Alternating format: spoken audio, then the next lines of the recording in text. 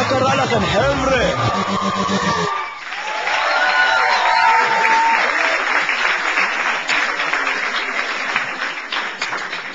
ערב טוב לכולם. עזוב. אני נורא שמח. רגע, מה סגרת אותי פה? אני מבקש לך להיות בשקט, אל תעשה לי בושות פה.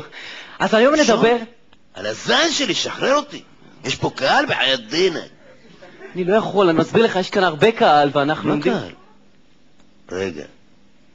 יש כוסיות? שימי, אני מבקש ממך בלי גסויות, אני מבקש... יש כוסיות.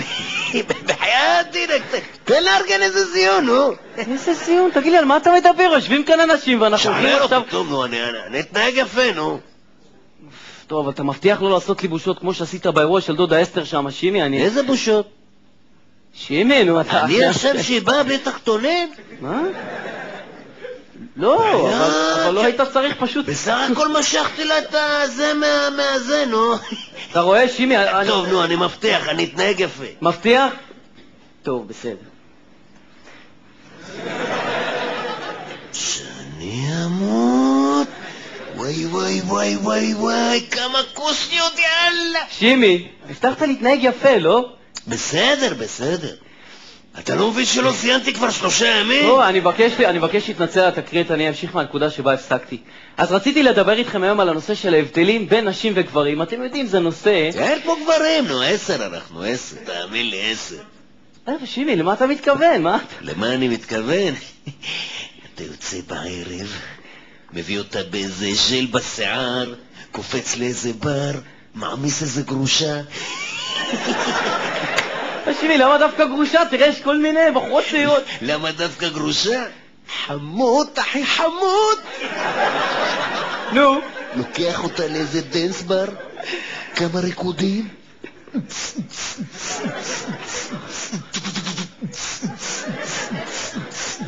יו.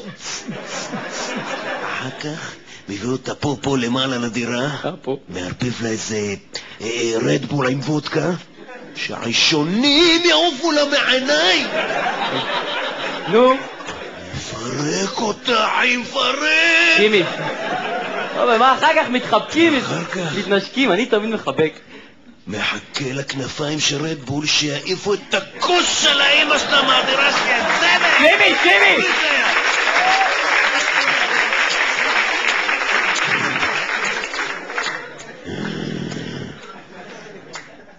אז נחזור לנושא שמקודם, תראו, נשים, למה... אין כמו נשים, 10, הם 10. תן דוגמה, שימי, מה זה כמו נשים? יוצאות בערב, מתלבשות יפה, צוחקות ככה, מטופחות, נראות כמו איזה 1,000,000 יורו. נכון, עושות מה שרוצות. נותנות לך הרגשה שהעולם שלך, צוחקות מהבדיחות שלך ואתה מבסוט. אתה הולך היום לסיים. שימי! בסוף הערב יצא חשבון 780 שקל, והן משחקות לך אותה כאילו הן רוצות לשלם, ואתה משחק אותה. לא, ערב עליי. למה? יזיו. שימי, מספיק. אז אתה מביא אותה לדירה, מספיק עם... העניינים מתחממים, ואז היא לוחשת לי באוזן,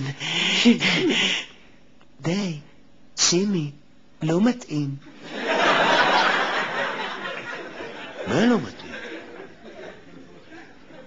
שילמתי 780 שקל, היא שתתה את כל הבר, ועכשיו היא אומרת לי לא מתאים?